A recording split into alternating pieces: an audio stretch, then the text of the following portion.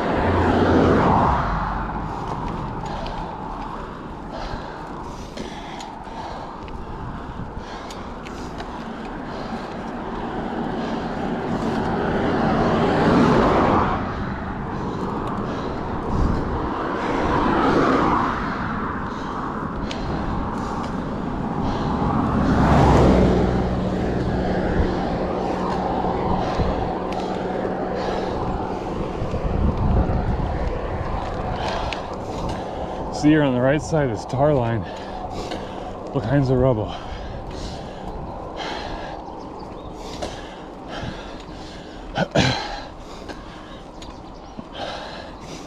Sucks that smoother.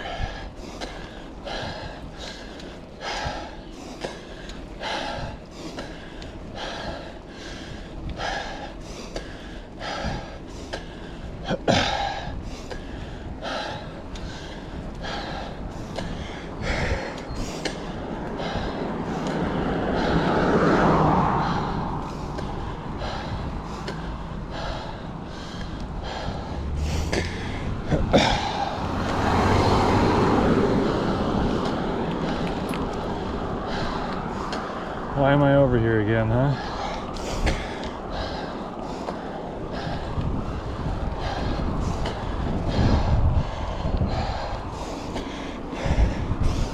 My shorts keep catching the damn seat bolt.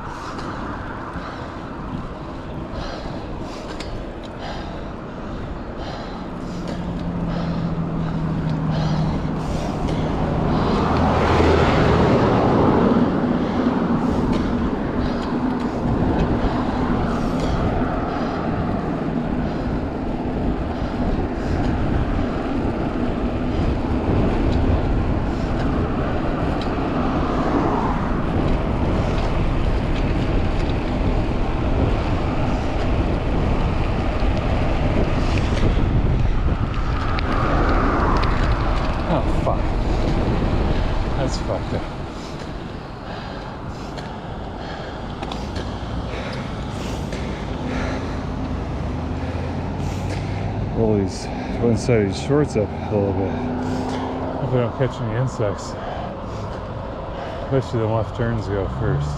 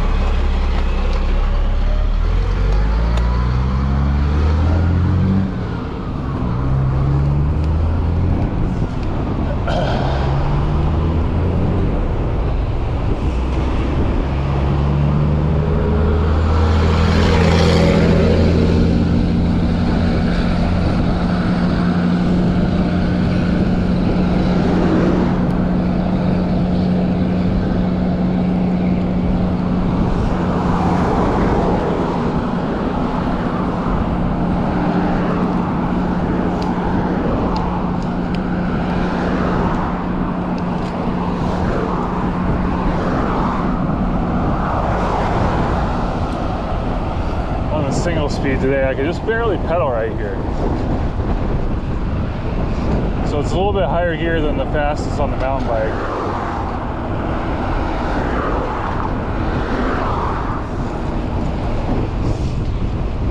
I like my gear. It's a 4420.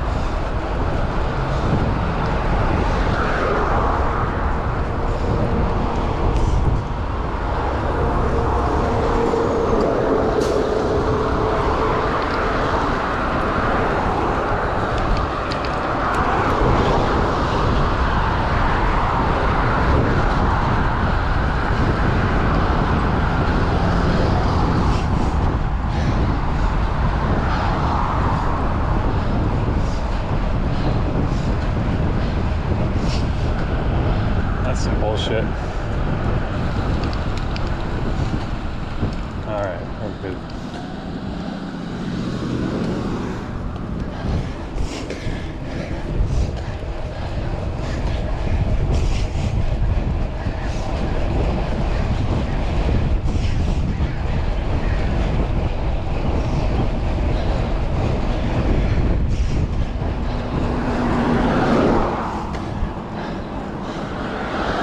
Truck behind me somewhere. I'm trying to take up the whole road.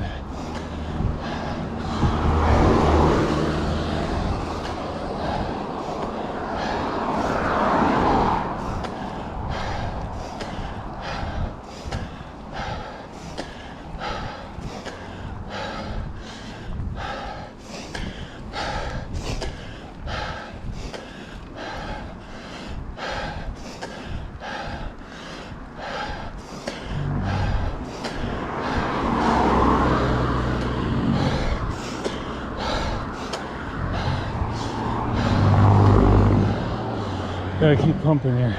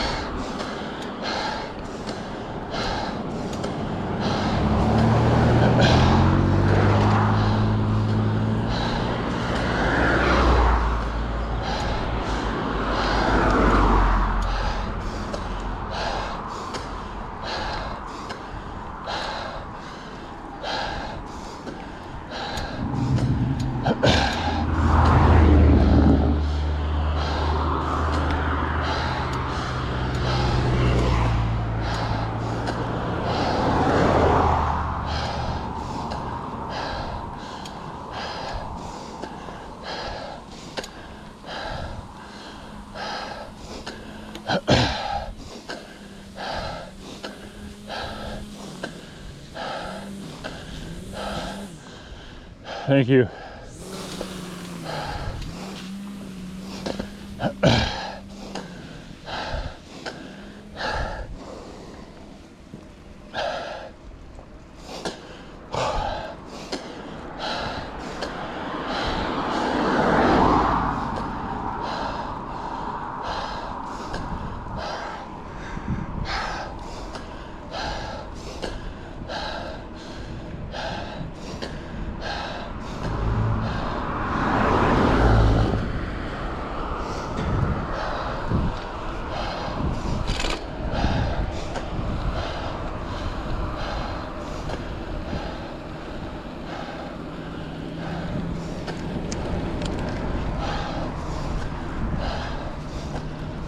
I figured since I walked up part of this gnarly hill on a 10-speed, I could walk up it just as good on a single speed.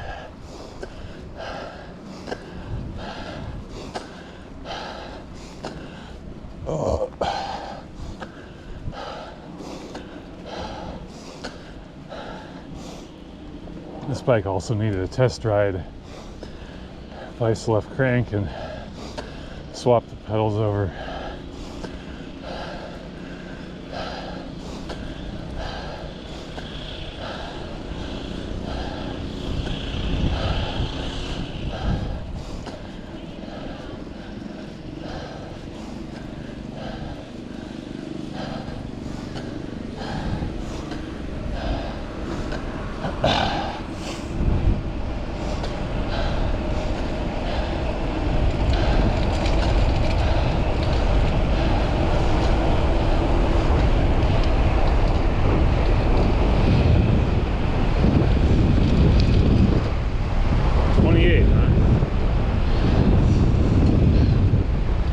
I thought I did better than that.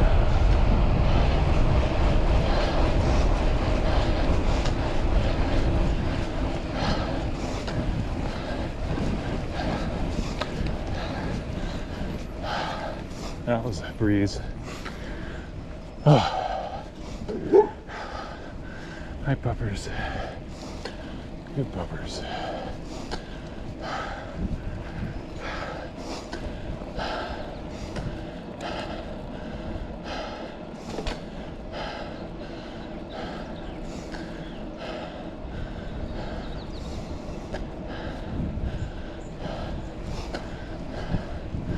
It's like a smaller, richer version of the Rain Ash Valley, huh?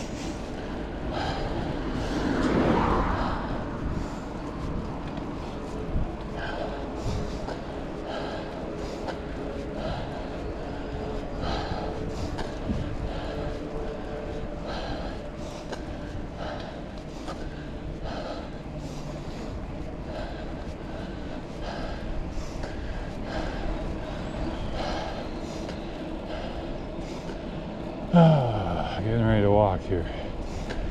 I don't think I'm gonna kill myself on it.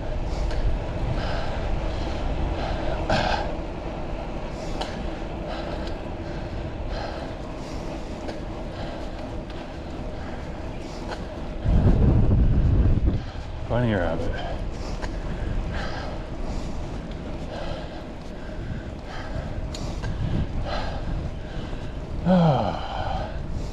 Yeah, we're just coasting right into the hard part of this, and then we're gonna chill here.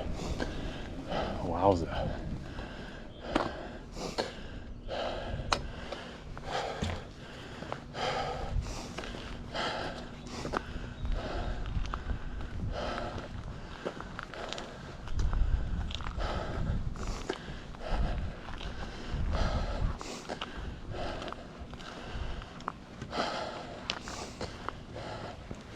I think we'll be getting this hill on 10 speeds this summer. It was just all fucked up last time.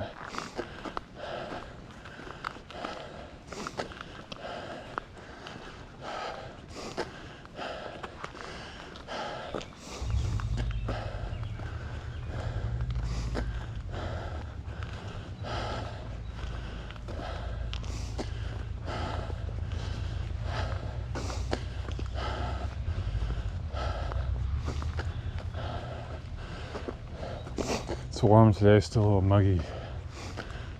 Very clear though.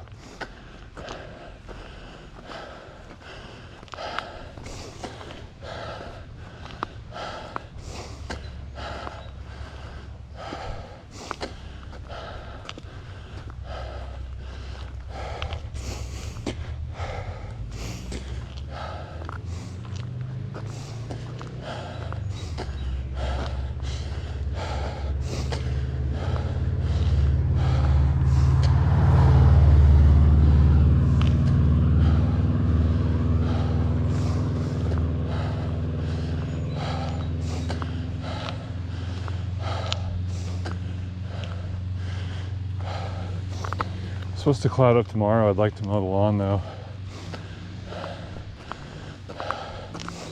I'd like to ride Thursday. Might have thunderstorms going on though. They're not sure.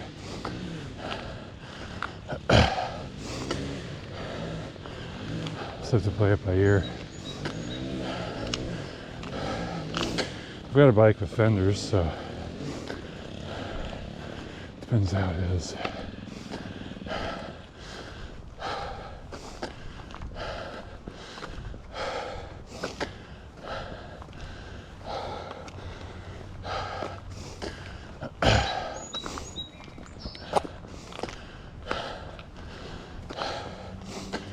Howdy. Quite a hill you got here.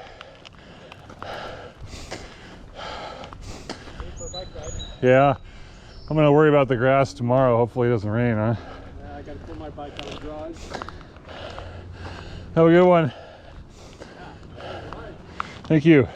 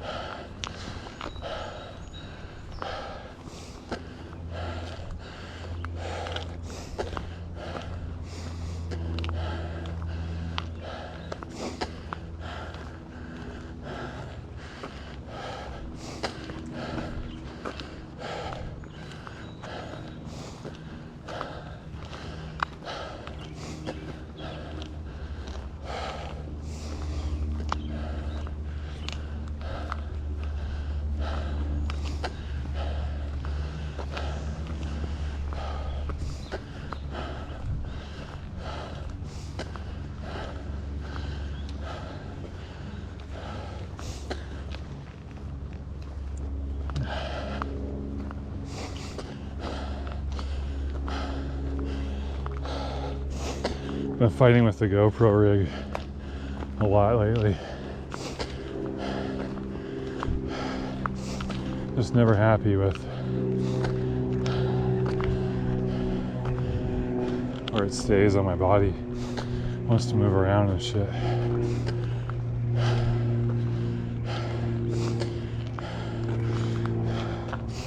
I do have the Stuntman one, not the GoPro one. Okay, I got coaster brakes, so I'll be able to.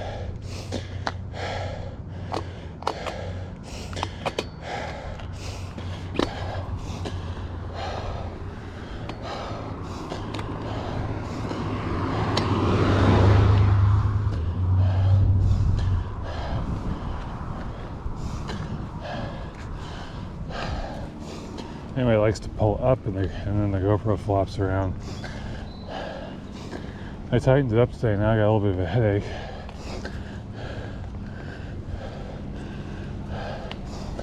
I don't know what it's from. I feel like it's the shit on my shoulders though.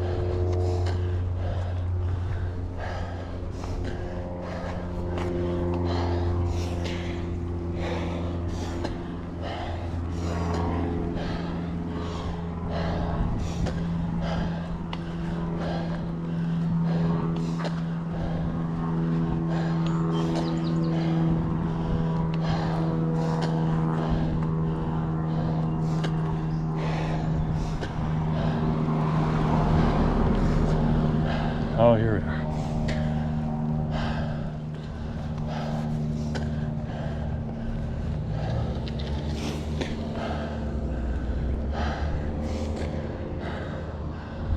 I'm going left this time.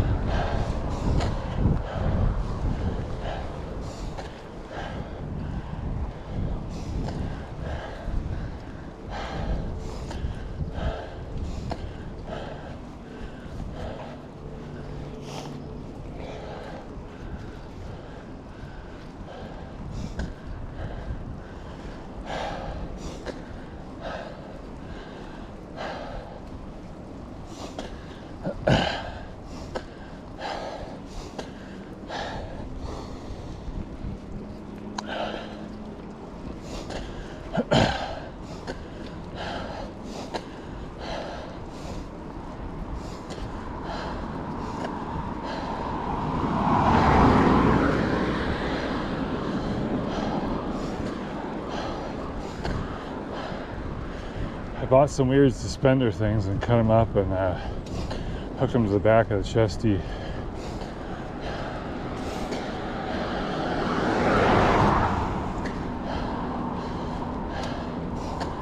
And hooked them to my shorts.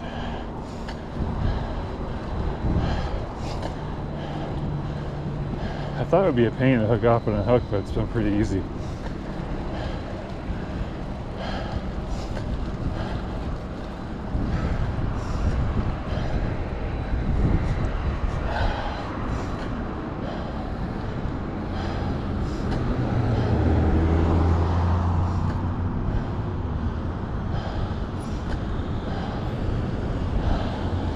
That's me.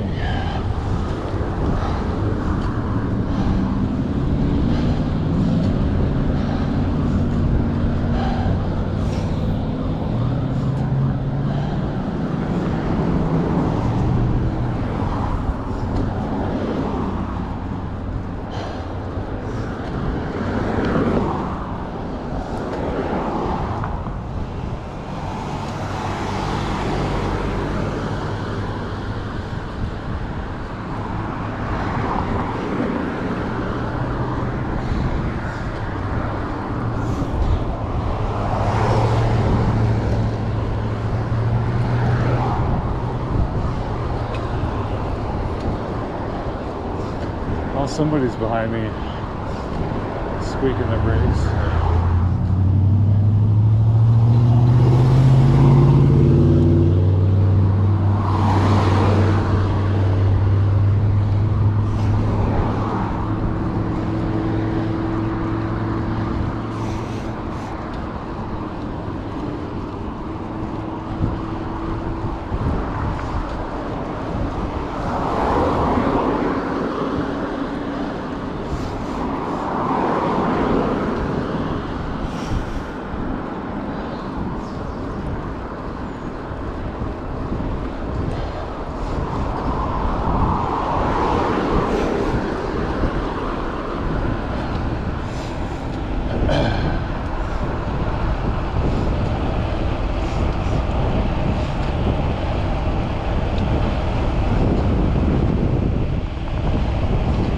approaching Hunt Street. This is the street that Gig Harbor TCC campus is on.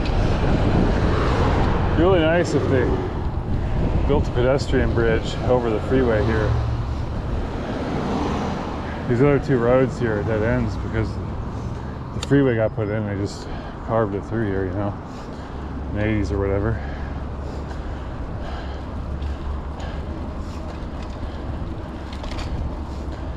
The overpass that we have sucks for bikes, in my opinion. Here's TCC. I went there for, I don't know, a few years. Just fucking around, taking dumb classes. Actually, some of the classes were great, but I had no idea what I was doing. I couldn't pass any of the math classes. It's all fucked up.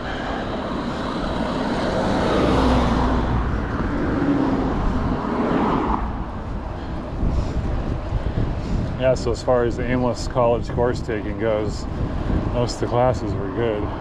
They didn't have a math teacher, that was the problem. They just had a lab, and you'd take these home study kind of deals.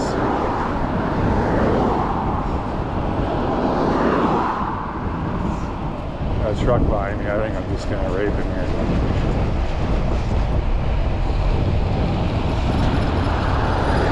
He's probably gonna want to turn right. So I'll just park right here for him.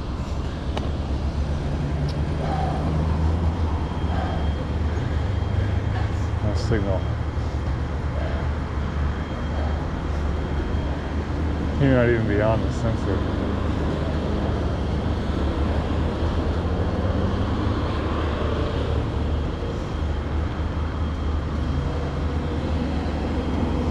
I'll just go after these left turns go.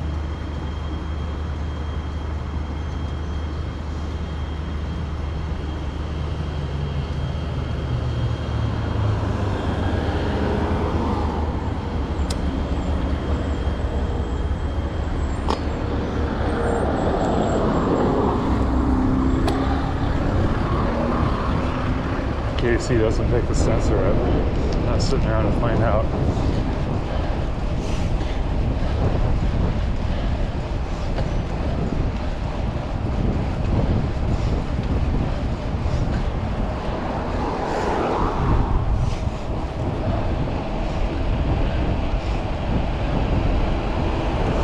Why? He's just following me.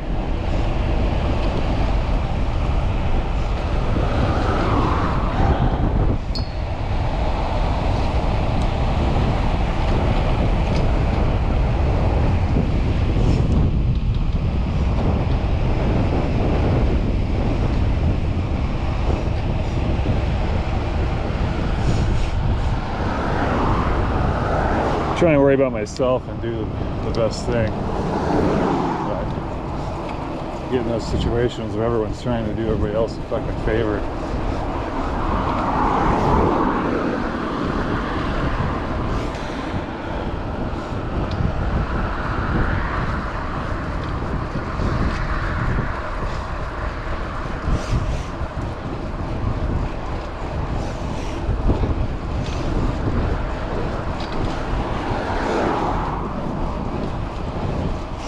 It's a very brief but intense hill here.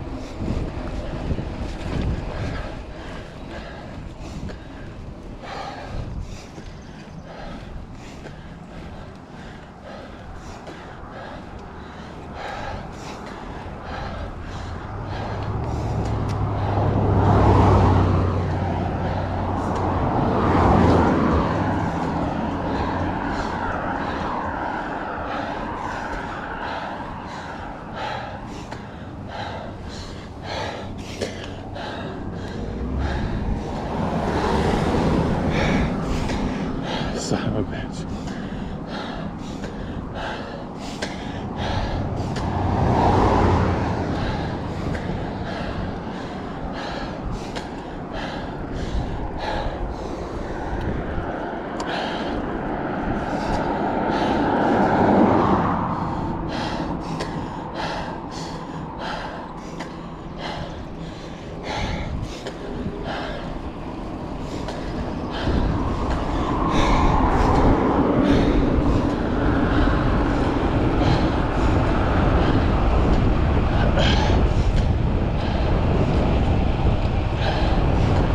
this one is too, but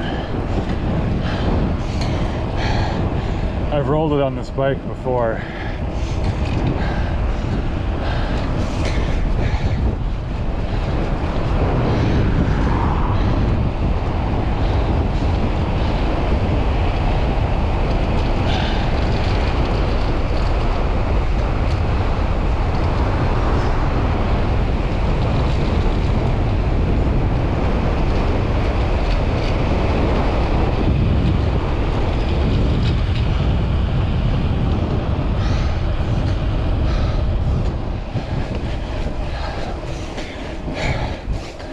Oh man, I think we got it. I gotta keep going though.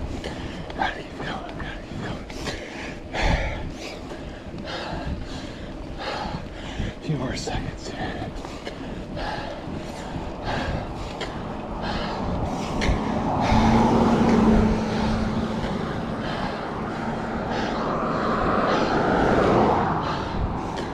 Whew.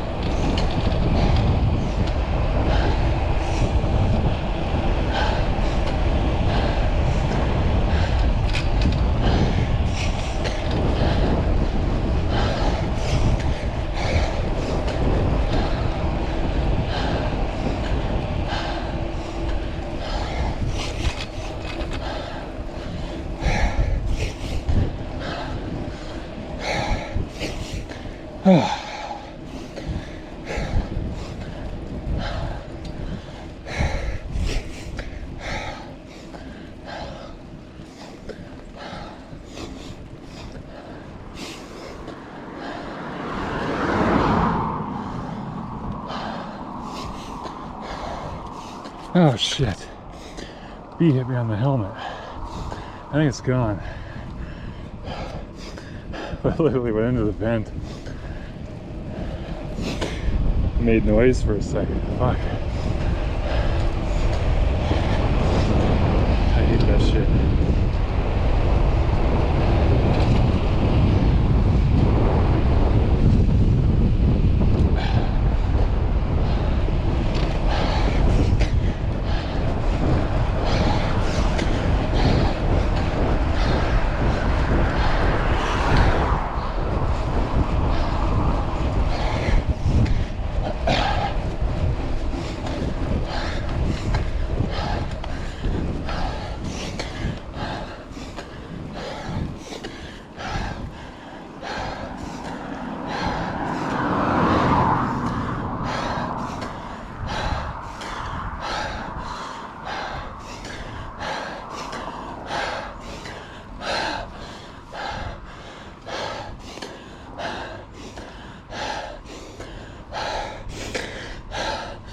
Oh my God.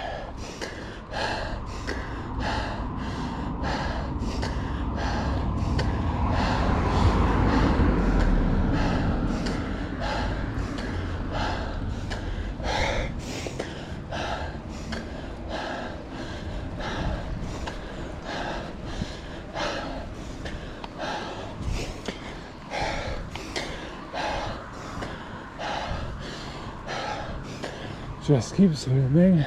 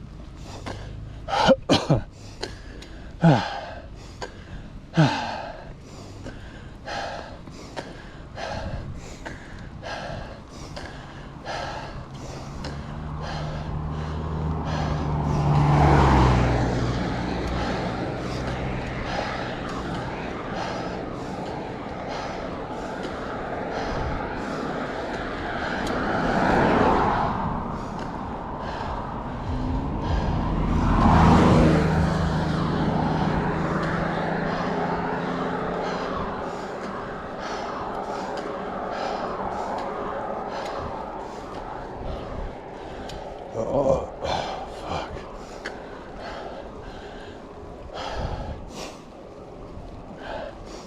Three sprints in a row. I'm done. That's all it takes. I think we'll stop up here. I wanted to go to the fire station, but I think it's a little too far. That was one of my mistakes last time.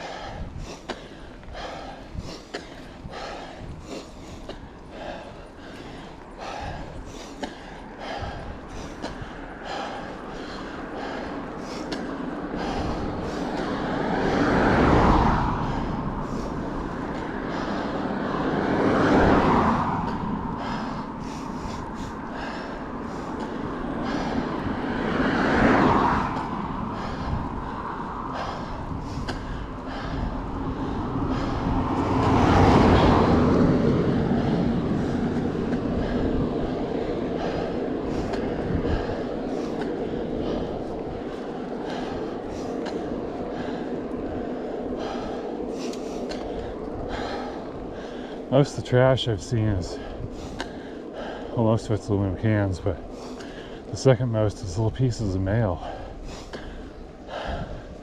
Junk mail, I mean, not real mail. The shit you can't cancel at the post office.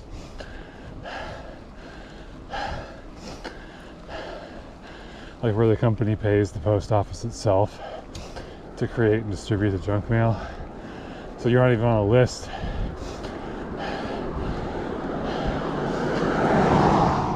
You just happen to be a postal customer. What a fucking scam.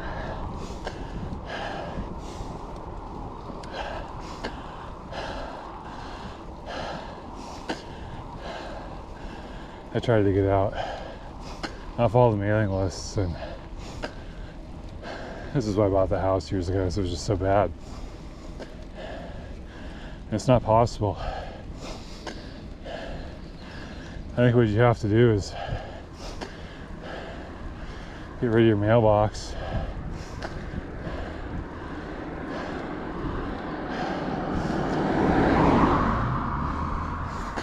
And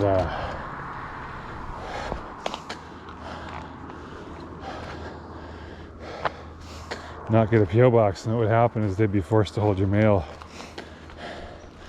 And you go pick it up once a week.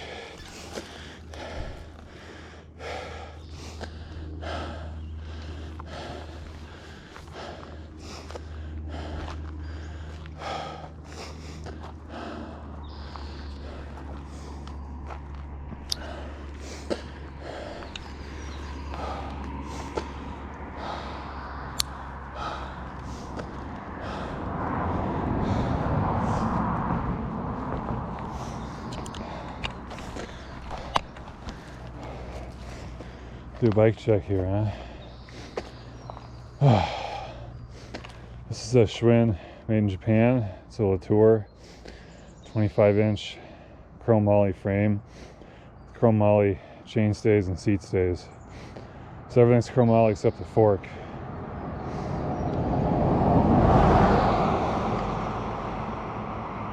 Yeah, it was made in Japan. I think it's like a 1991 or something. The guy I got it from converted it to single speed with the Shimano Biopace.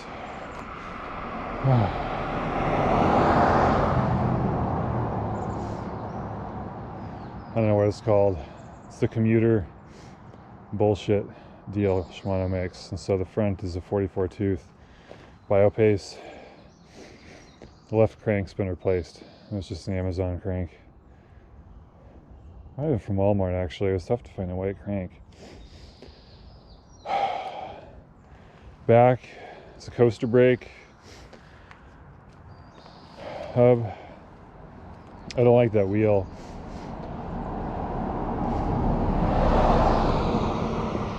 I haven't weighed it, but I'm almost certain a normal aluminum wheel will weigh less.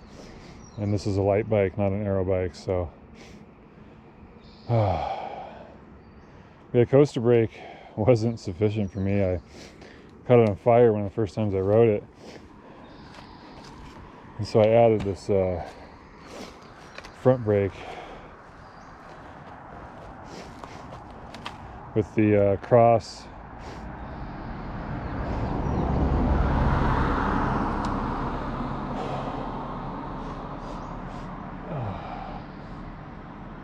It's one of those pass-through cross levers. It's the only one I could find that was small enough and low profile enough. And when you're from the side, you really can't see anything but the front brake itself on the fork there. So it's kind of stealthy. But yeah, I definitely need both brakes for descents and shit. Coaster brake works, gangbusters, just can't handle the heat. That's my weight.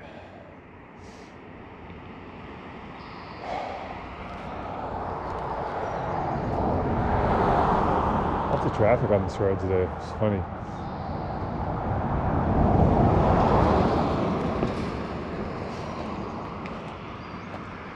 Yeah, so the back's a 20 tooth cog.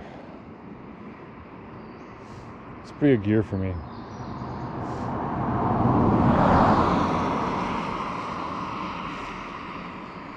The weight is just under 25 pounds. My memory is correct. It's 11.5 kilograms, I think.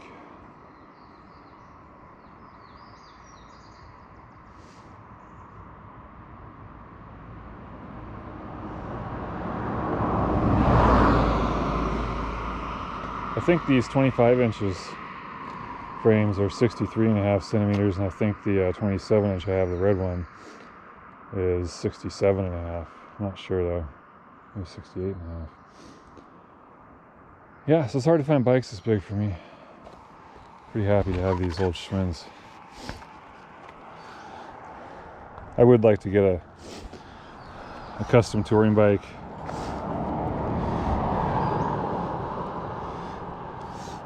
And a custom commuter bike someday. But I don't even know where I'd start with that right now.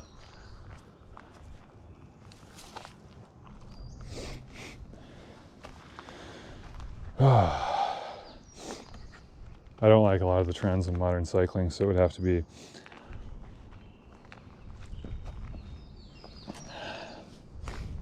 one of those small frame builder guys. Probably want steel for the touring bike and aluminum for the I was supposed to eat something, wasn't I?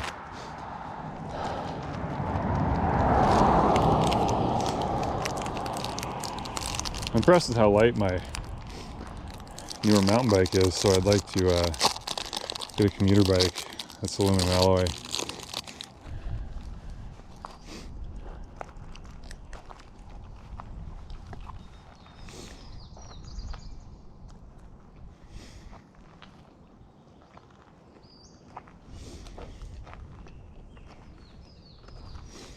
I probably want a 2x8 on a touring bike.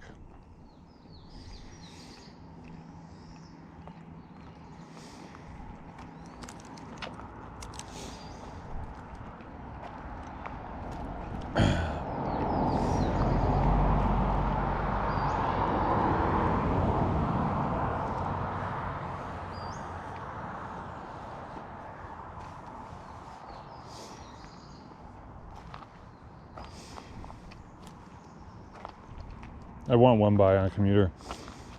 Maybe even an internal hub or something trick.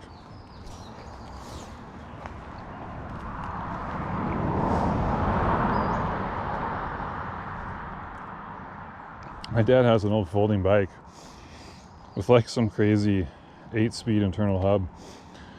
And when he got it, I was so fucking skeptical. I was like, that has got to be the chintziest thing.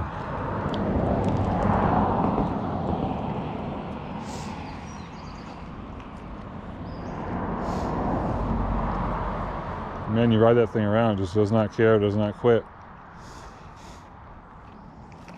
It's great for folding bike. You don't have to worry about derailleurs and shit when you're folding up and putting it in the back of the car, you know.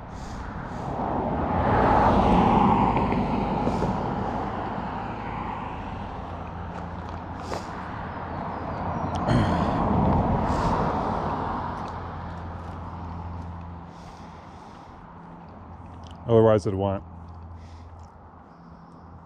8-speed or something. Who's those guys that are making a 8-speed mountain bike hubs? Like, I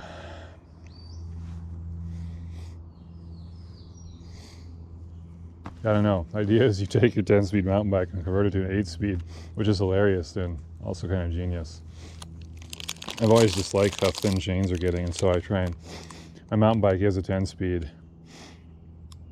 All other bikes I have, except for the Schwinn roadster bike, they all take 8-speed chain. And so I like that standardization too. So I'm allured to converting the 10-speed to an 8-speed. I only use 9 of them anyway. I did hear those guys are running 9-speed chain on that, which, you know, that obviously I'm not happy about.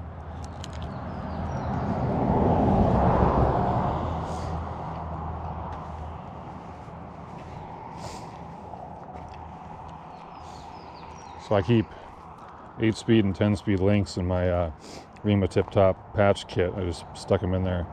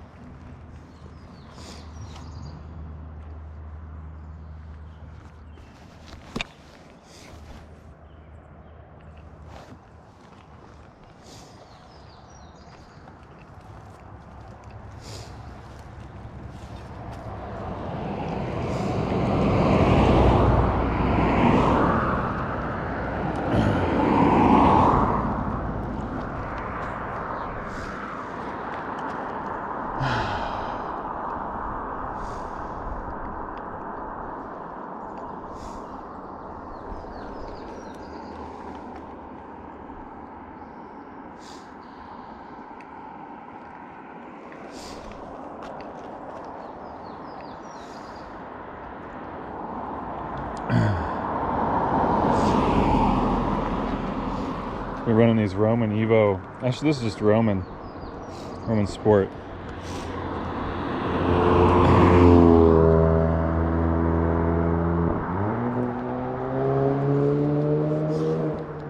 Not impressing me, Civic.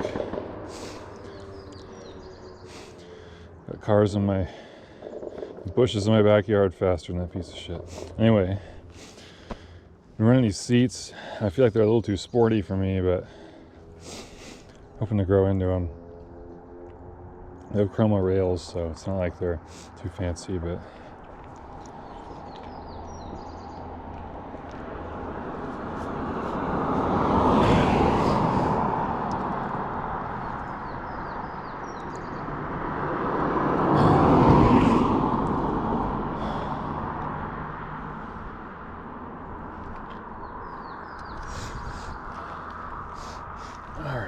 is rush hour over, hopefully? Jesus. Road in the middle of fucking nowhere. Everyone's favorite shortcut, I guess.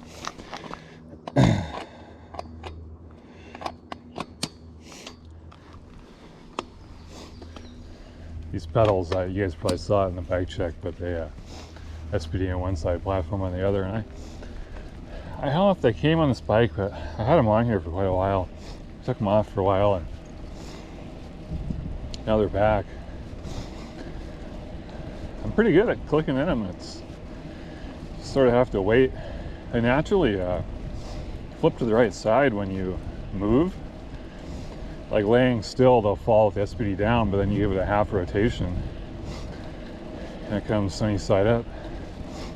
So you can do it without looking. You get used to it. I probably can't do that today. I don't know.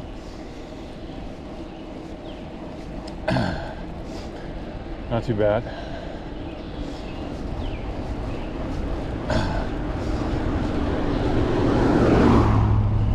I don't like the idea of having SPD only on this bike.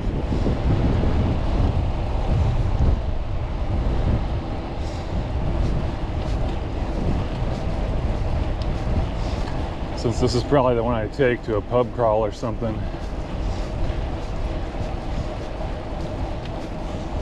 I'm a little paranoid about leaving my bikes, so I don't know if I'd ever do a pub crawl, but it'll be a toss-up between this bike and the red one. The red one is just always SPD, so.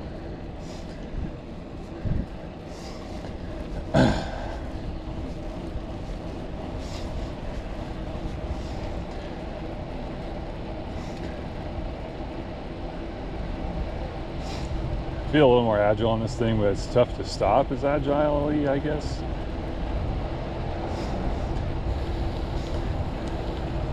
I can still stop this fucking thing, but it's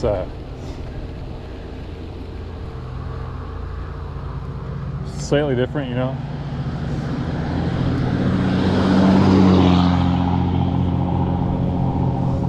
So you gotta remember you have a coaster brake and stuff.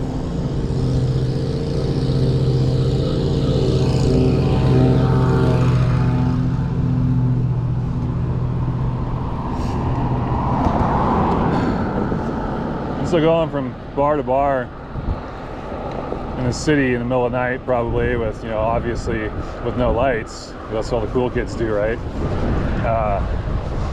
And then you're drunk. I just feel like the coaster brake and the weird brake position might be a little much for me in that situation, but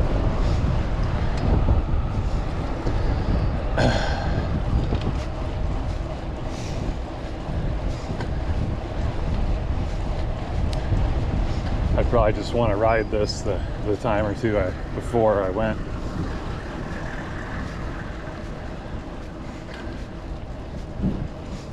So I was used to it. I've never really gotten confused on it so far. I think I'm always trying to think about the coaster brake because I don't want to be coasting down a hill and riding the brake a little bit. I want to make sure it's all the way disengaged. And so when I switched from having my dominant foot forward or whatever, I don't know, whatever you do to goofy footed when I'm coasting or whatever, I'll always be really careful.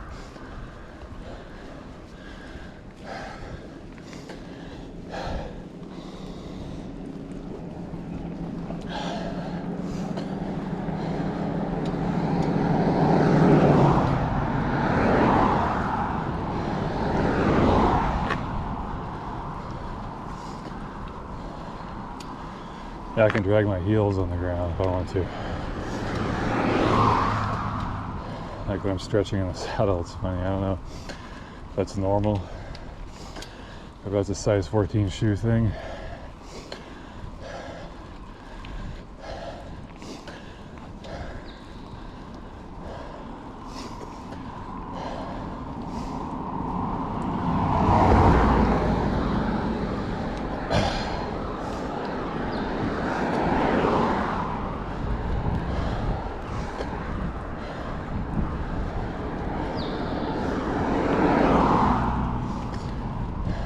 You know what they say about guys with big shoes? They have big feet.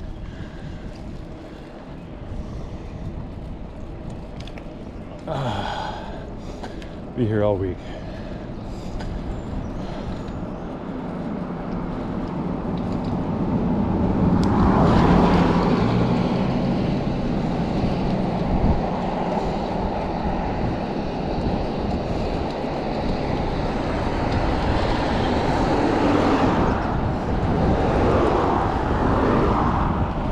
I gotta say, I'm a little surprised at the enduring popularity of the Honda Civic.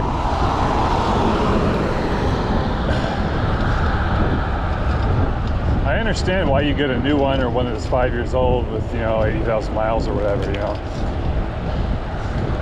For the kids today that are racing on cars, the people my age used to race out in high school,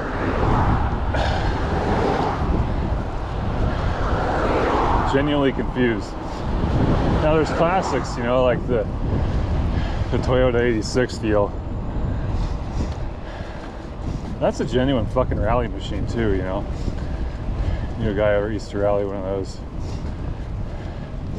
It was easily the most amusing person in the entire pack to watch.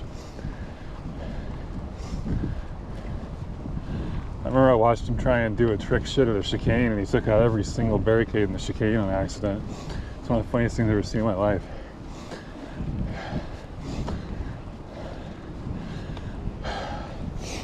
You can find that on YouTube still. You just type in car 742 chicane. It's like Doo-Wop Rally 2008 or 9 or 10 or something.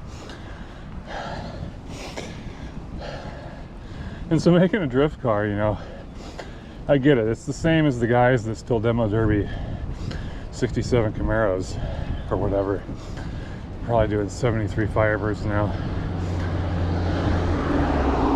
That's all that's left, huh? But I get that for drift cars. If you're trying to act cool and you buy a 20-year-old Civic, probably for more money than a 10-year-old Civic, and drive around backfiring up and down the street,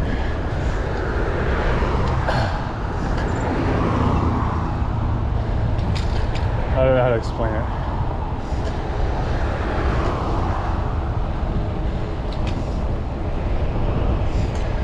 I'm just gonna sit with me.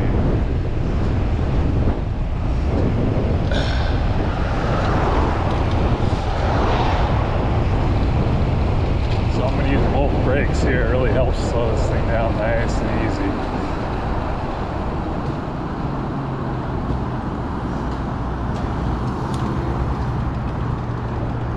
Charges. This hill might suck. I don't know. I've never done it in the single speed. It sucks normally.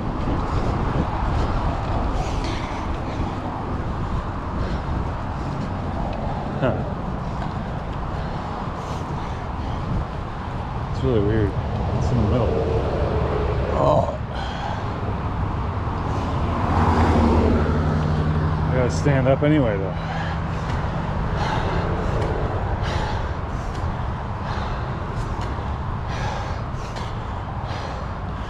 Standing up is super inefficient for me.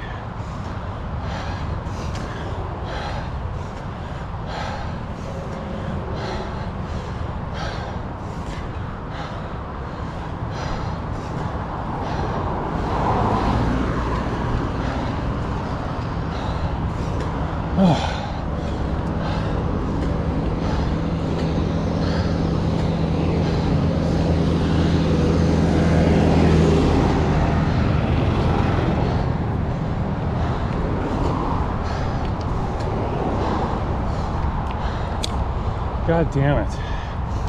I hate riding in shit.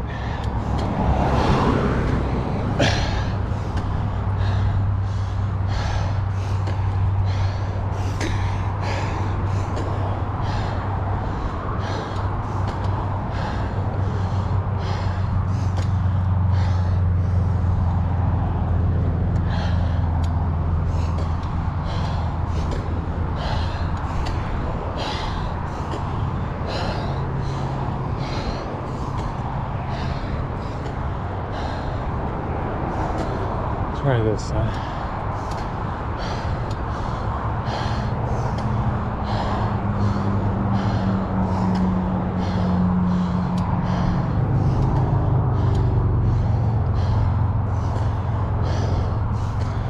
I definitely hit some glass like dead center.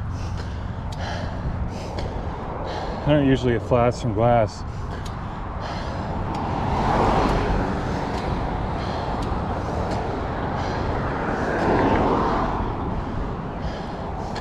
usually very, very small punctures that are probably from steel wire and shit. Like you have to put it in a sink to find them.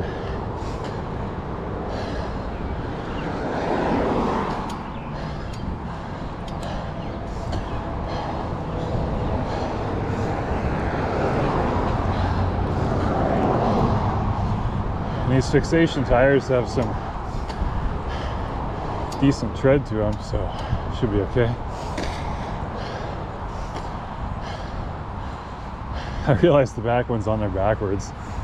Not that it matters unless you're riding in the rain.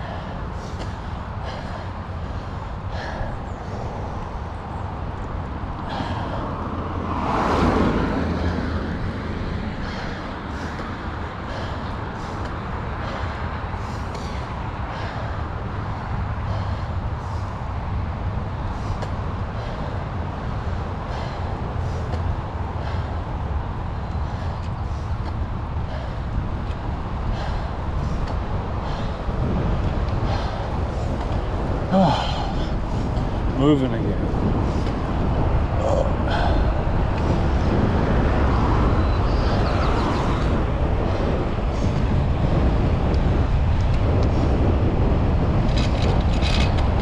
I'm gonna ramble for a minute. So last time when I bonked, I was just drinking pure water, and I noticed that my helmet was getting tighter as the ride went on. And so I had loosened it, but this time that's not happening. I have noon in my bag. I ate more cheese than I did last time, and I also had some oatmeal 2 hours before I rode. So there's other variables to play, but I do think that I know the medical community uses saline drips to bring down cranial swelling, which is counterintuitive because makes the body retain water, but for some reason it removes water and the associated pressure from your head. I can't remember how I found it on Wikipedia the other day, but I looked it up, and supposedly it's one of the most important treatments that they've come up with in the last century or something. Because they do it to everybody that hits their head, you know, to keep the pressure in the head down.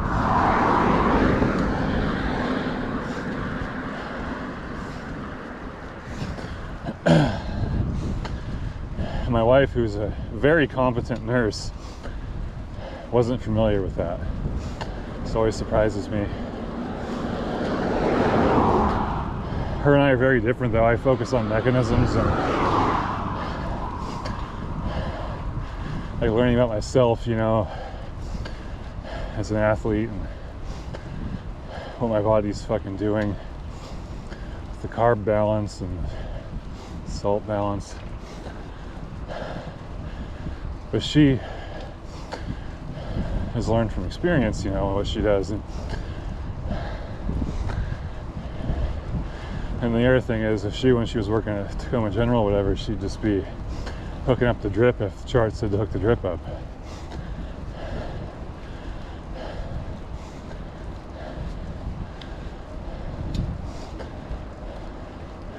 And she doesn't do 2 hour long deep dive rabbit hole bullshit on Wikipedia like I do about anything and everything. So there's that.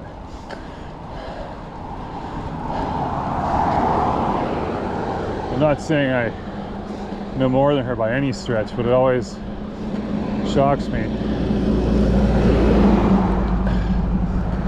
when an engineering mind can beat a medical mind just by like reasoning it through in plain English, you know, like when we're at home and talking about something. She's like recalling facts from various corners of her career. And I'm using my hacked together understanding of mechanisms in the body from my own personal experience as an athlete, or, you know, combined with critical thinking from being a 2.0 engineering student.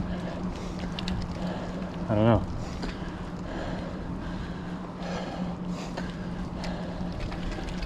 The other thing I always think is fun is I like to guess. Like if we're talking about something and no one has a clue, I like to make a wild guess. Just so I said something. Just so I put my money on something. It's always fun when you're right. Just because of some intuition, or just like troubleshooting a car if there's 5 guys drinking a beer talking about a damn thing. Why are we honking? Anyway. Yes, you're all troubleshooting a car and then someone throws some random ass thing out of left field as their guess, and it turns out being right. That's probably where I got that from, to be honest.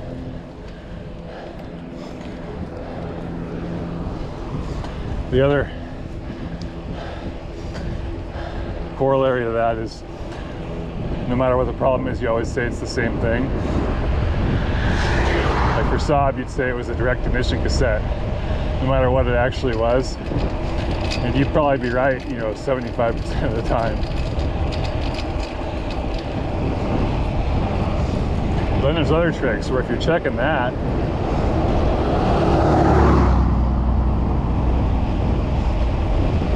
there ain't no point in checking the fuel pump. So some other dipshit always does the fuel pump, right? Or the fuel filter. That guy just needs to get taken out back. But the fuel pump is like probably the most common one for most cars, right? Well, on most modern cars, if you check the fuel pump and it isn't going, that doesn't tell you shit, because the car isn't going to turn the fuel pump on if it knows it isn't going to run. And selected the Saabs, if the direct ignition cassette's fucked up, the car will not be running the fuel pump. And so you check the DI cassette first, and if there's no spark, there's going to be no fuel pump, and you didn't even waste your time checking it. You already know the fuel pump isn't running. Plus, when you get in the car to turn the key for the spark, you can listen anyway. But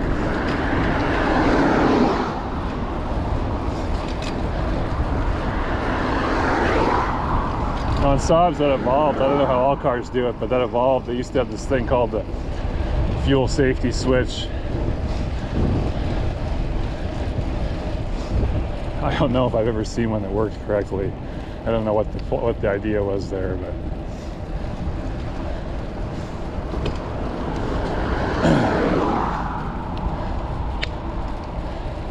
that's one of the things on the rally car, is I had the fuel and ignition system separate. I could manually jump the fuel pump with this wire we always kept somewhere handy. I don't know if we kept it in the fuse box. It probably just depends on what day of the week it was where we kept it. But you could just pop the relay out and pop this jumper in, and fuel pump's running.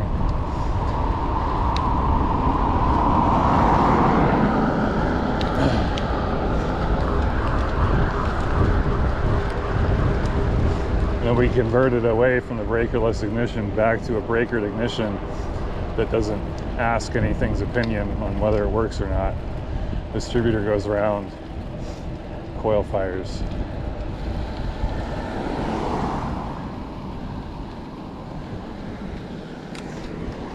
I'd say on the rally car, the #1 guess would be, oh, it's probably that one damn fuel line. It's a good way to phrase it too, because there's like 60 fuel lines on those stupid fucking CIS ignitions, or injections. And so when you pretend you know which one, even though you didn't point to it, you can say, oh, that's the one I meant. I feel like someone's behind me. Be a good time to pass me.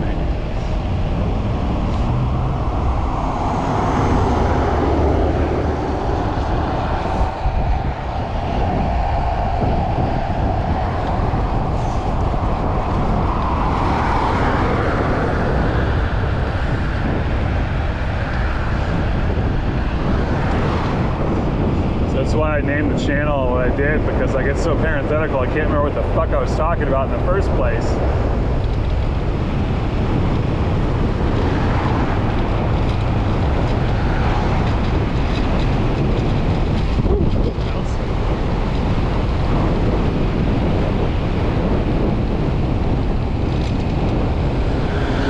Do the old do-si-do here.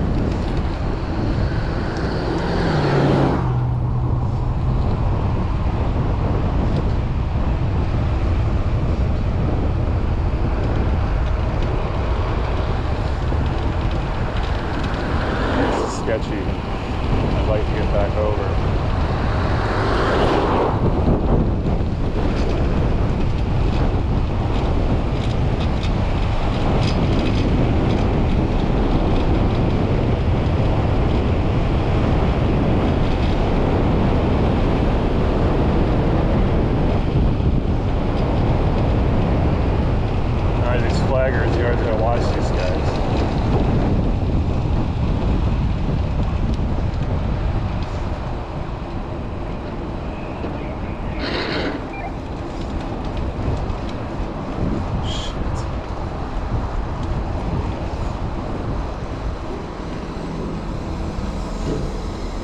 We go left?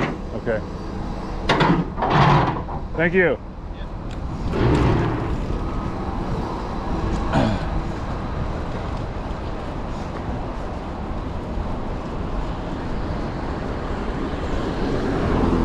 It's funny, I'm not very good at like body language stuff, but I kind of was pointing with my hand and I changed it to sort of like an open hand, like kind of fluttering my hand, and I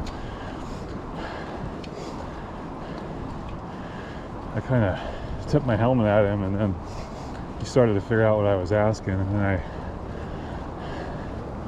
I said something. It's funny how you could communicate like that. Wow, I thought this hill wasn't bad, huh?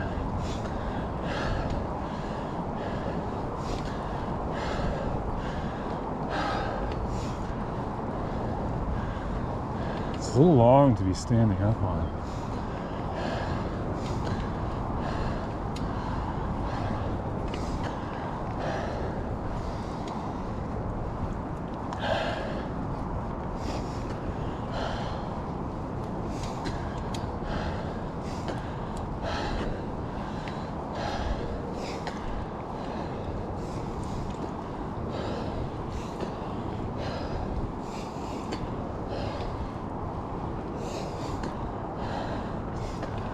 I don't know what they're doing there at the bottom of the road.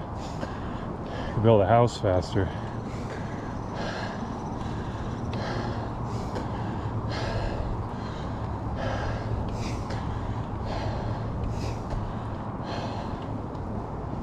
State has a ton of money right now, I think.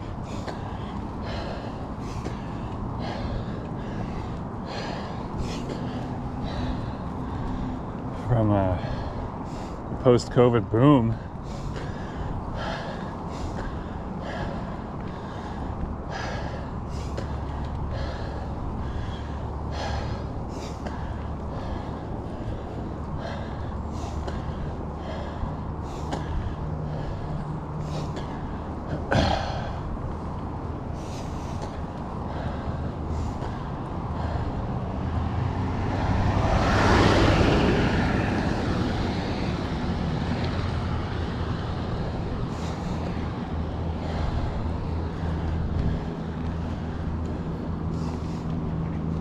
I think as a state, we're doing pretty good right now.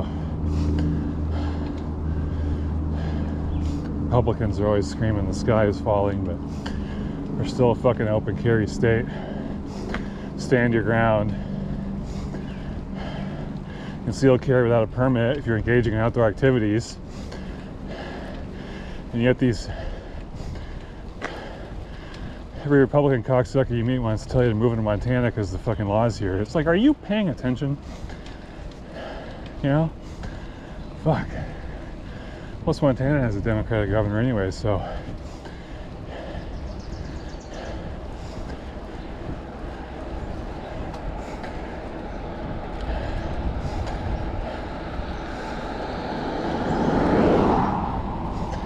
Yeah, so aside from political virtue signaling, the state's doing pretty good right now. I actually unregistered to vote.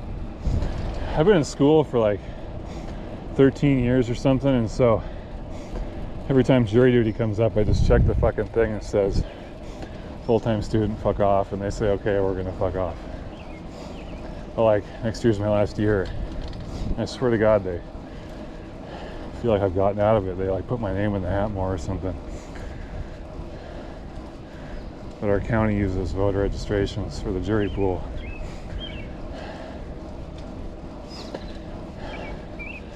You know, and the only thing I really vote on is I vote for the school levies for no reason. The school system failed me. We would keep our kids away from public school best we can.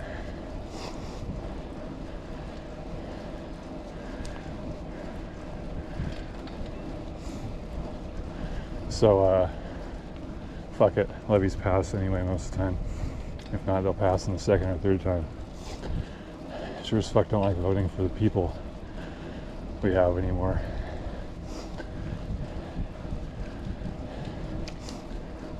Like Patty Murray, who I've always loved, lobbying against SpaceX on Boeing's behalf. Well, meanwhile, we have a SpaceX factory in the state. Mom in tennis shoes, my ass. I fucking feel betrayed by that kind of shit. We need to be number one in this emerging space economy shit. Not Colorado, not California. Right now we're fucking, I don't know. It's tough to compete with Florida and Texas, but we need to be fucking trying. And SpaceX wants to build 1 million satellites a week in our state. That says something. I don't know what it says, but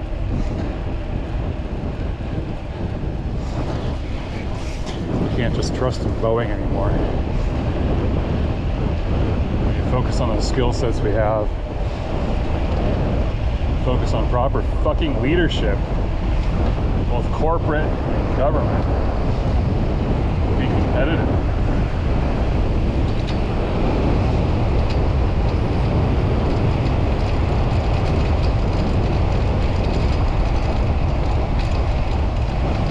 I'm whining because I really don't want to have to move when I graduate. I want to be able to work at a space company that isn't doing an impression of Boeing.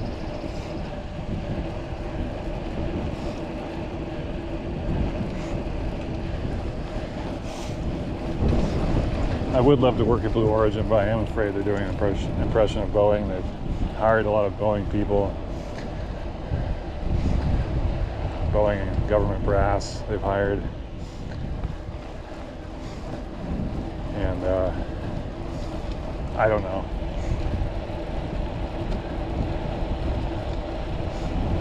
They have an advanced development projects team.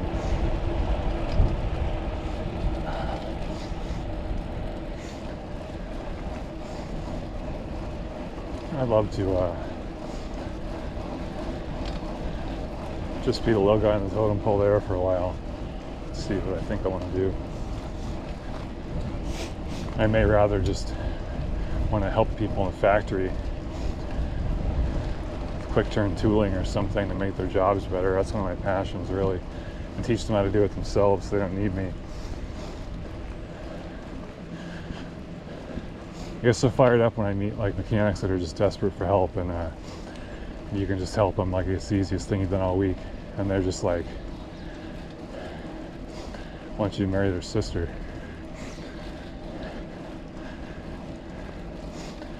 And then when you get to know that person and start teaching them how to design their own jigs and shit,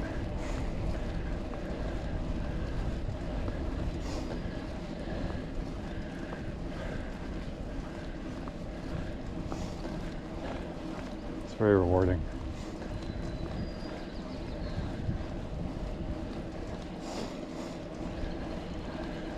The problem with this line of thinking is I don't want to end up working on super complicated jigs all the time.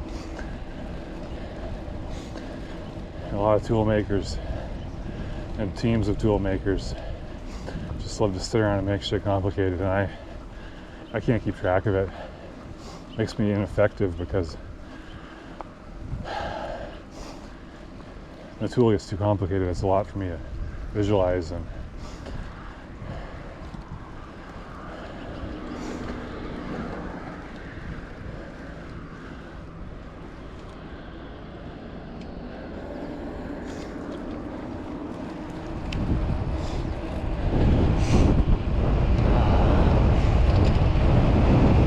turn jigs.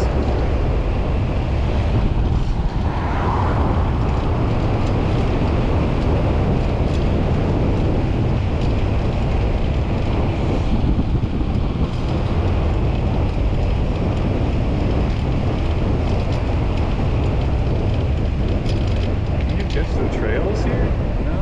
Maybe? Doesn't look like it. There's a trail system over here to the park at our left. some houses in the way right now, but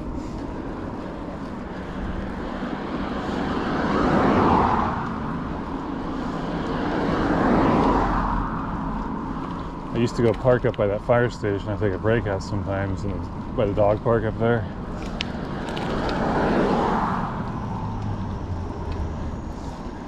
And I would run through trails in that park and then through a neighborhood and connect up with the trails in this park.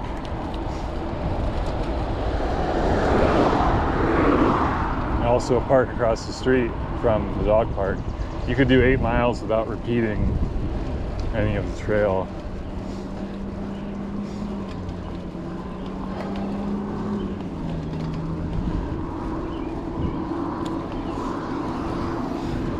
Wait till that guy's gone and I'll get off my bike. Oh.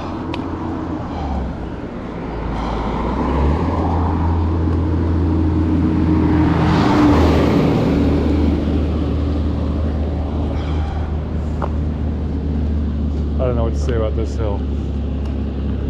I think I can ride up on the single speed, but I think it's close to about as steep as I can do standing up without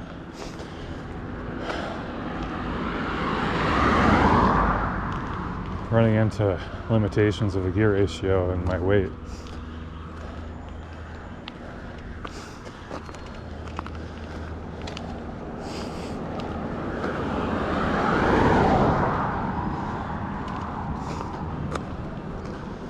I would like if this park's trail system connected to more places outside the park.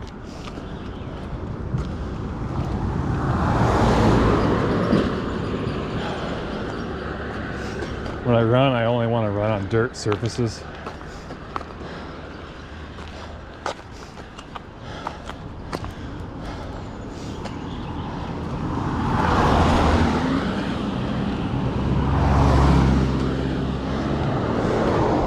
It's pretty hard on my feet.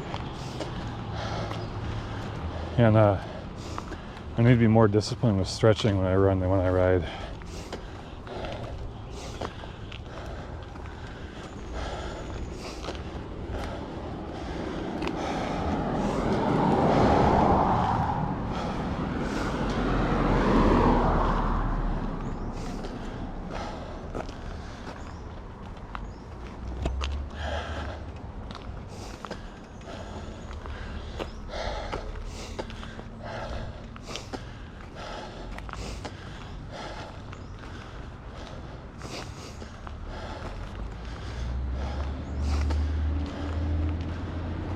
Is this truck done yet? Where did he go?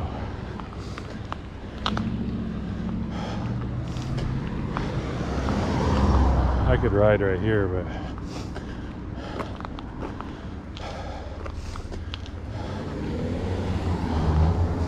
think we're gonna go over there to that shady spot by the stop sign.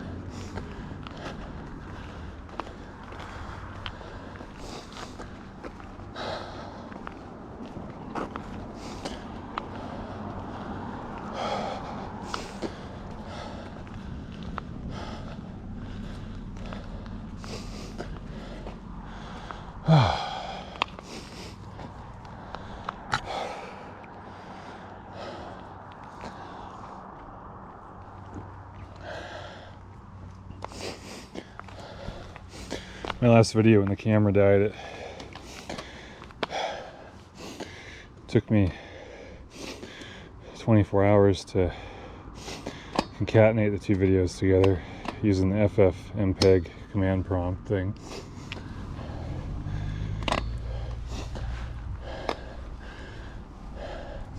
I think before that it took 3 days for the goddamn camera to upload both the videos. One of them actually didn't concatenate in the cloud, so I had to... So in total I was concatenating 13 videos together or something. So if you can do it all in one video, and the GoPro cloud works correctly, which isn't guaranteed, all I have to do is upload to the cloud, download to the computer, upload it to YouTube. I got 4K without doing anything. I can edit it in the YouTube editor, which takes their day to process.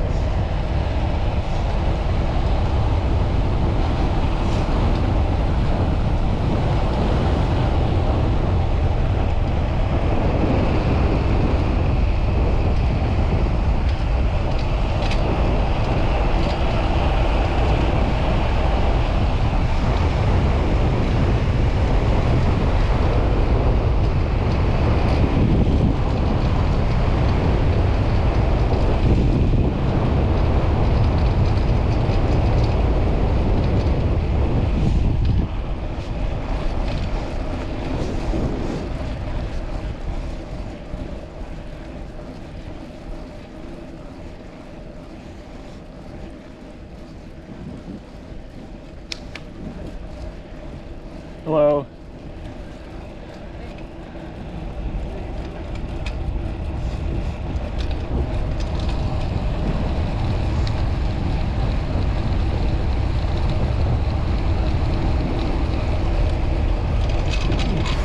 Close with the pedal there. I had to release the coaster brake and go around 1/2 revolution to get the left pedal up. Oh, you can really smell the salt water today. It's low tide or something.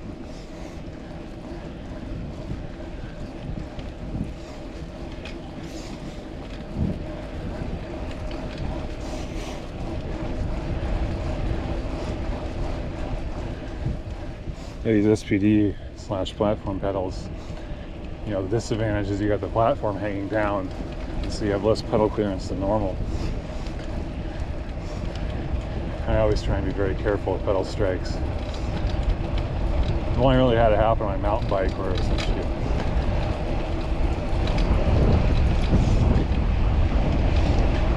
And that tire was big enough that when it landed again, it was able to keep me on the ground, keep me on the bike. I've had minor strikes with other bikes, but never had a tire leave the ground like that. That was on a roundabout.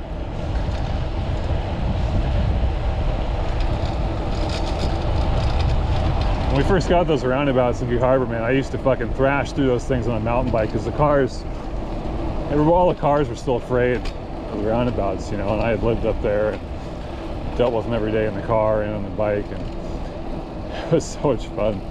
Now it's tough, a little bit tougher on a bike because the cars are so aggressive with the rules, you know. But you could really take advantage of it.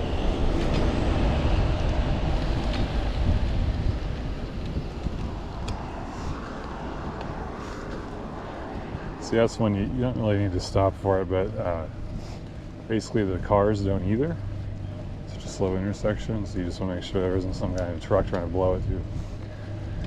Howdy.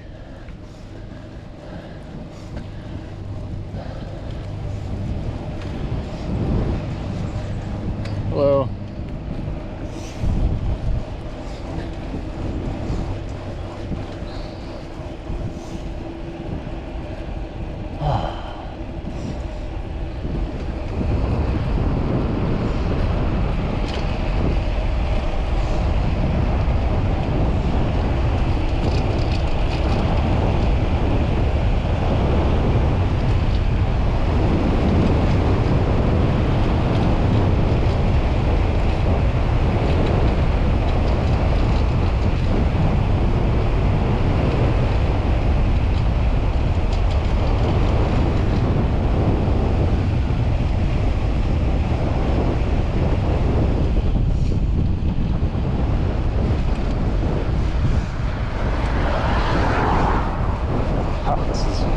Better gear than I'm normally in on the 10 speeds here. I really have no complaints about this gear, you know. You're gonna have to walk once in a while.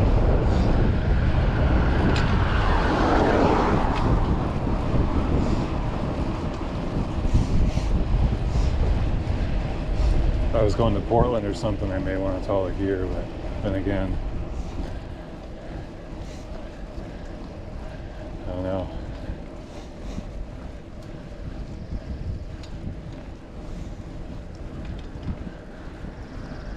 What's the rush?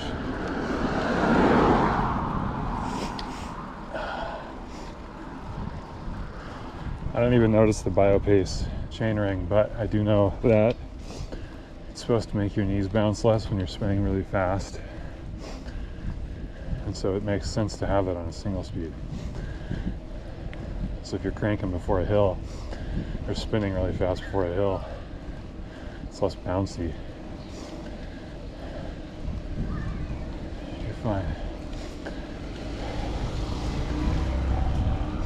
Shouldn't really make a difference on the lower end.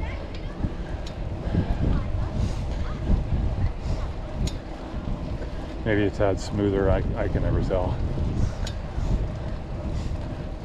Oh, yeah, I don't even notice it.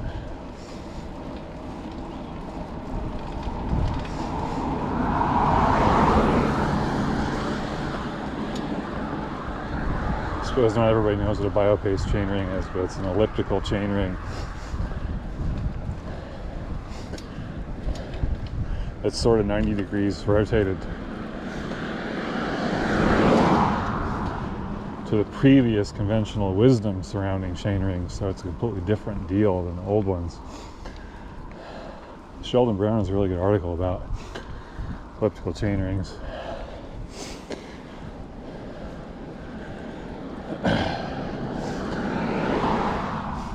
Like I said, it was on here when I bought it.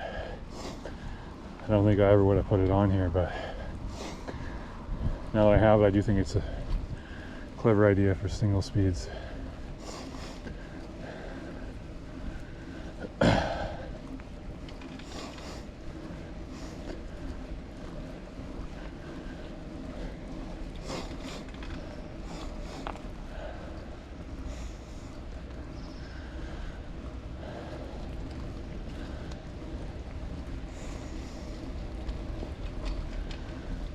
I wonder how this is going to be turning on to Ray Nash or whatever it is.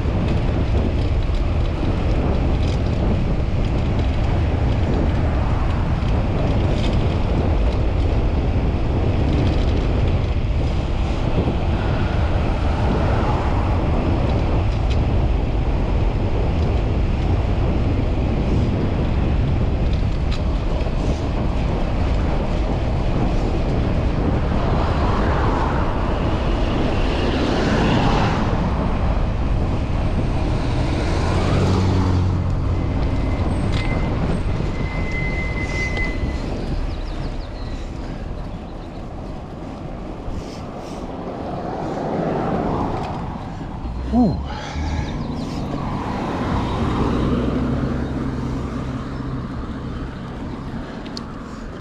Oh man.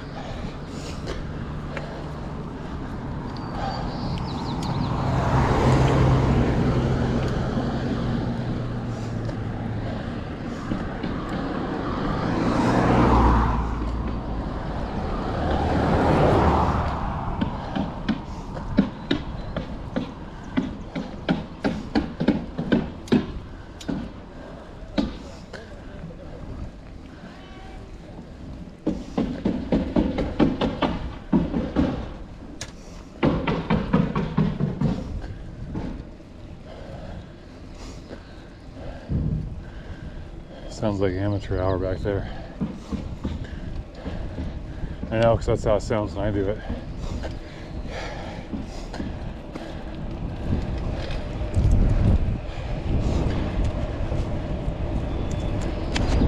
And I get tired of the flying insects in the spring. It's really funny how it's like they're just honing in on you.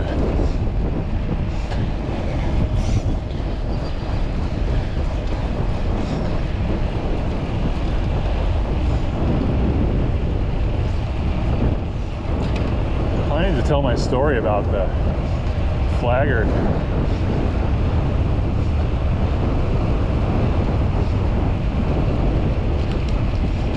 Oh man, too many stories, huh?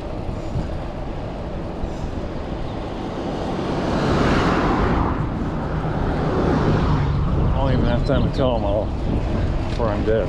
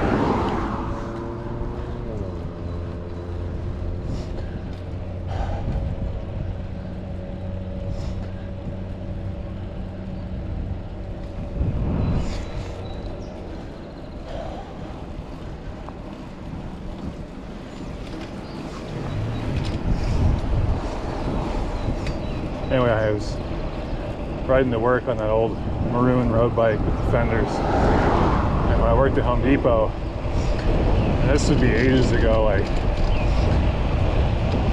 2005-ish or something, I don't know.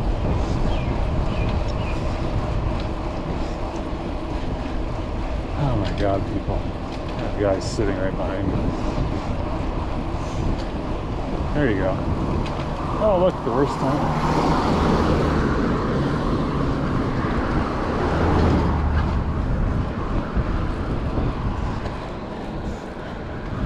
And they had torn the road up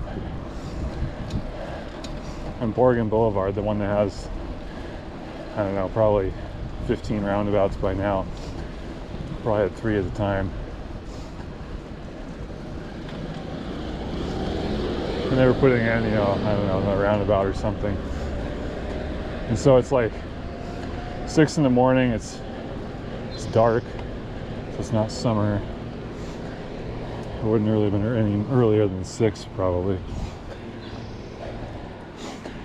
I come up and there's a flagger. Sign says slow. I'm going, what, 20? I don't know if the road's... Who knows how fast I was going. I figured I was going slow enough. You know, because if you're in a car, you slow down to what, 15 or 20. And this guy is not really paying attention. He's got his headphones in, the flagger. He's kicking at the dirt, like smoothing out the dirt or looking at the ground. When I'm maybe 20 feet from him, he looks up and sees me and flips the sign to stop. And we've all seen this a lot of times in the car, just the way the timing goes. They're stopping traffic behind you, and so there's some sort of body language implication with when they flip the sign. You know, they're standing at your quarter panel when they flip it, it's not for you.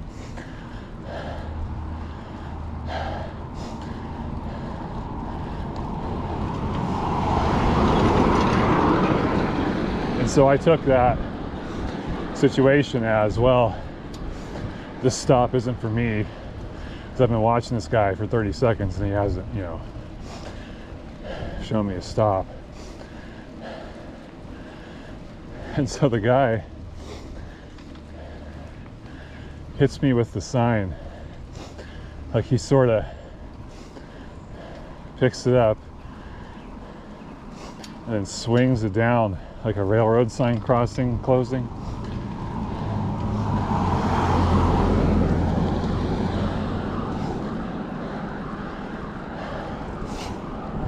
You know, I was a mountain biker before I got that road bike, so I just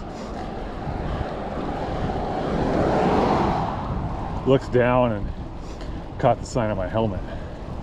So I mean, he hit me square in the helmet. Like when you see a low branch, all of a sudden you do the same thing, you know. And I get off my bike and I'm spitting and cussing. I'm holding the bike up like it's some kind of fucking Gladiators 2000 weapon. He's holding his sign like it's some sort of weapon. It turns out he's the boss of all this. He's in charge. He must have been relieving one of his guys so they could eat their breakfast burrito or something. And so like his second in command runs over and starts genuinely asking if I'm okay. Like it was obvious to anyone that witnessed this that this dude just fucking assaulted me with a sign, you know.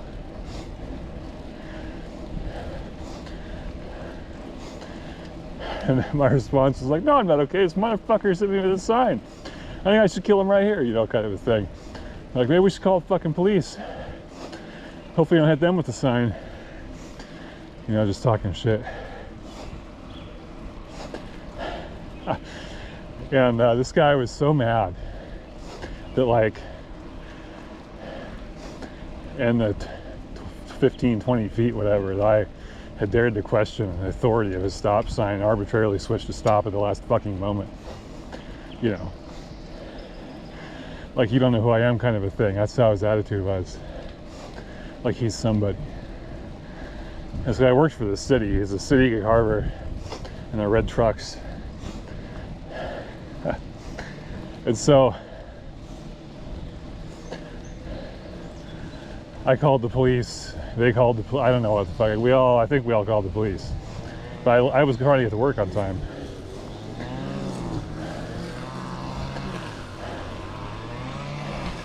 And so Officer NC, who used to be one of the DARE officers, now he wasn't my DARE officer, but I knew this guy, comes in, and I just got my apron on and shit. I worked at Home Depot, right? I go up to the customer service desk. He goes in like, oh yeah, I got a call that a guy got hit in the head with a stop sign. You know, and this is, we're doing some real detective work now, you know. Because when you hear that, it doesn't make a lot of sense. And so he didn't take any effort to figure out how a guy would get hit in the head with a stop sign.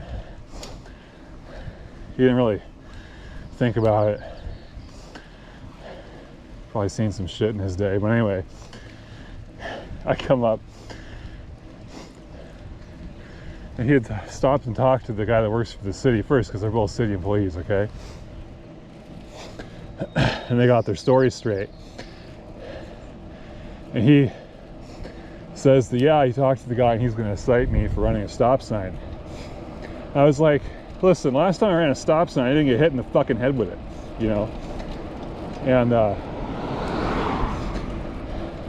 I'm up there, I'm like, write the ticket, motherfucker, because then I get to go to court and we get to talk to the fucking judge about this, and I'm going to be talking about you, we're talking about him, all these other fucking city employees. You can't go around hitting people in the fucking head with a goddamn stop sign like it's a baseball bat. And all the employees, remember, I'm in my fucking, I have my apron on, whatever, and I'm sitting here swearing out this cop in front of everybody. And he, you know, I don't know, he backed out of it, because he could tell that people see his fire in my eyes and they hear the way I yell at them, and for some reason they get scared sometimes, like I know a little too much and I'm a little bit not lazy, and they might just have to deal with me.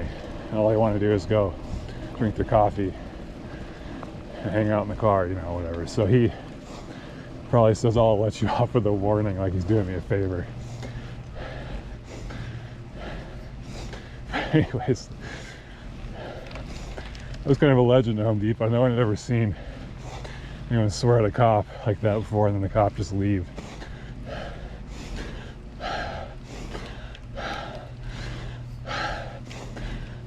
So a couple of days later, I'm in a 3,500-pound car, stopped on that same street at a flagger. I always had cars, remember? People assume cyclists don't have cars for some reason. Like we don't know how to drive. We know both sides of it. This guy probably thought I was some punk kid who couldn't afford a car and he was just gonna tell me that what's what. So I'm in my car and here he is, the same guy. Must have a guy on break. This is in the afternoon. Standing in the middle of the fucking road, right in front of my license plate with a sign. I had that gear shift in my hand, dude. And I was young and I really liked to push it, you know. I would have loved to just ran that motherfucker over.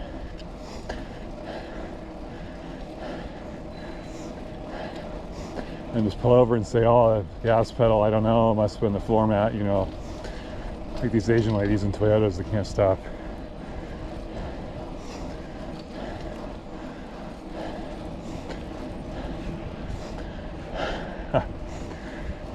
Alas, I just sat there and murdered the guy in my head and I resumed my drive.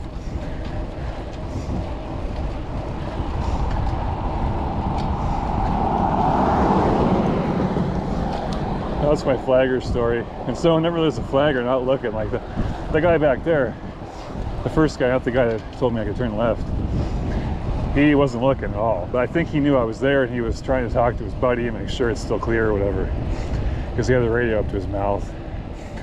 But still, I was probably going slower than I would have, just because I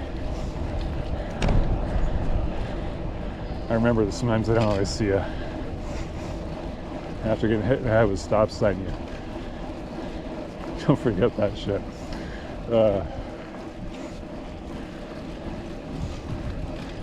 It didn't hurt, it was just like, oh man, the injustice of it.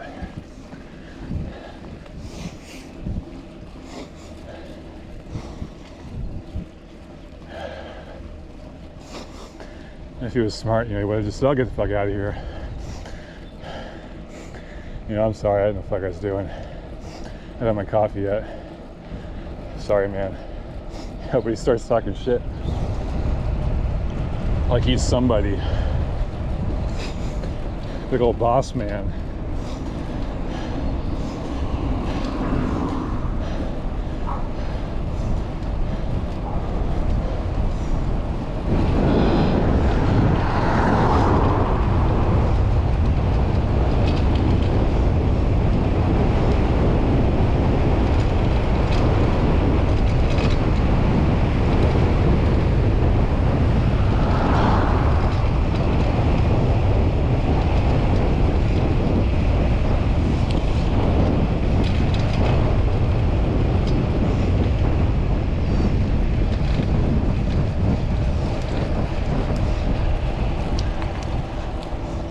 I will say it's best to avoid the Gig Harbor police.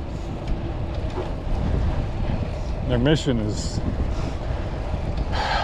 to like enforce gentrification. You know, they want to keep the town nice. They want people with nice cars to spend a lot of money. So the best thing you can do to never talk to them is to have a car with xenon headlights that you keep washed. You'll never talk to them once in your whole life. I remember I used to drive all those shitty old Saabs, you know, I get pulled over 3 times a week, and I got a 2003 Saab 9.5 with projector headlights or whatever, the fancy headlights.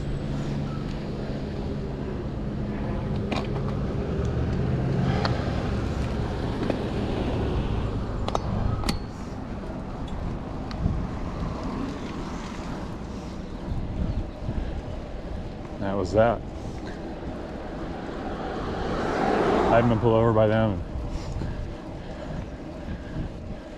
in 12 years probably. You know, when you're ripping out of town and you go over the bridge, the state patrol will get you no matter what you're driving. I had a sheriff get me by the airport once. Oh man.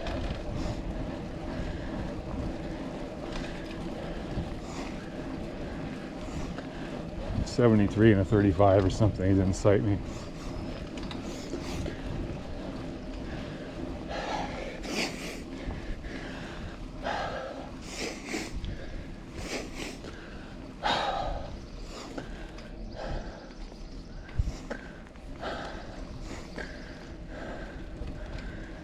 Jesus.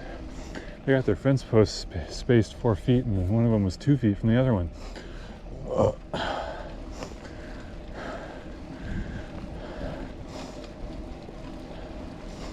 Wish I had that kind of money.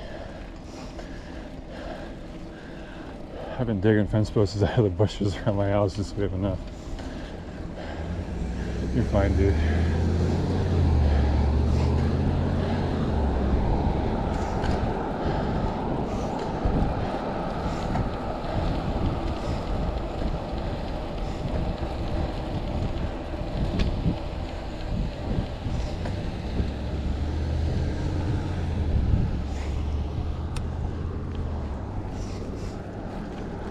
Fucking Officer NC, huh?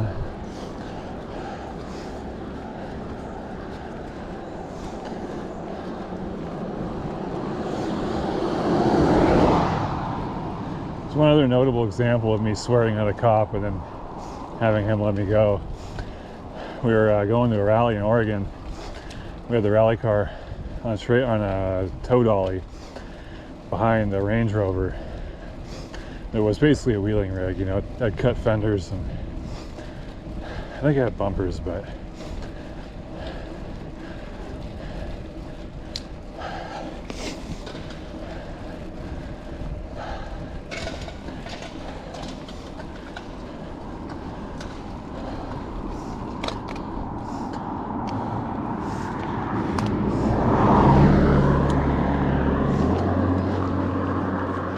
and so I'm filling up at this little gas station. It used to be an Arco, it's not there anymore. And we're across the street from Department of Licensing. That's important for later. There's a cop across the street, like he's parked in front of DMV, but approaching me at the light, staring right at me. And he doesn't move when the light goes green, he just sits there. I've been around. And so was my co-driver. He had a Subaru. He was following us. This motherfucker's gonna pull us over. You look around the gas station. We're the only ones without a fancy car, you know. He didn't know what he was pulling me over for yet. Okay, that's important. But he was pulling us over. So we've turned left at this light, which is the entrance to the gas station. Like the driveway is part of the intersection. And the cop didn't go because he's been sitting there waiting for us to go. My buddy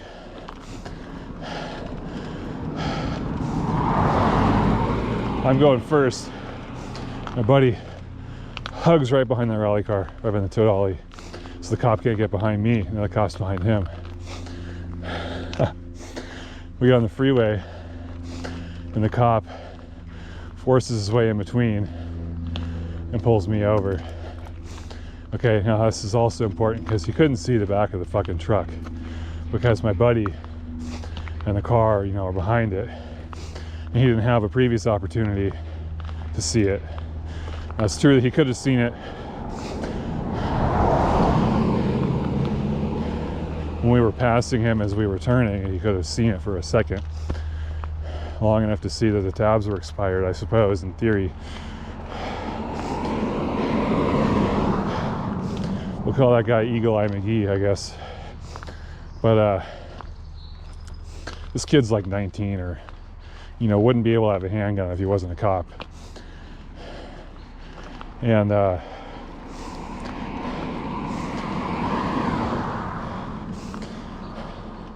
he says, you know why I'm pulling you over? And I said, oh yeah, you were making eyes at us the whole time. You wanted to pull us over. That's completely obvious. And you obviously don't need a fucking reason. And then he's like, can you step out of the car? This is usually bad for me because most cops are 5'10" with an attitude. I'm 6'8".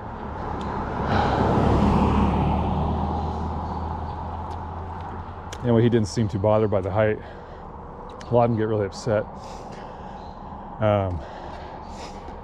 Like just by standing up when they ask me to, like I'm offending their authority. It's so funny to see. But anyway, he goes, your tabs are expired. And I said, wouldn't it have been fucking nice if you would have walked over and told us that when we were right next to the DOL?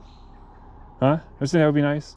Well, this is where I chose to make the traffic stop. Well, you fucking chose wrong, buddy. What am I gonna fucking do now? You know? We're on the side of the freeway. How am I gonna get fucking tabs? You wanna explain that to me?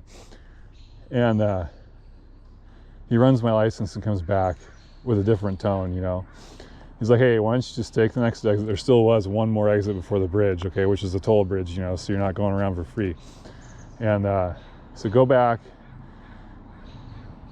get your tabs, and we'll be fine. And my buddy and his wife were, you know, sitting out there watching this whole thing, and his wife couldn't believe that a guy could cuss out a cop on the side of the road, and then the cop's telling you have a nice day, kind of a thing, you know. But anyway, what we ended up doing was getting somehow we got 2 or 3 travel permits for the truck. I don't remember why this is important, but we didn't get tabs for some reason. Anyway, Gig Harbor Police, best to avoid them. Best to avoid them. All right, I'm signing off.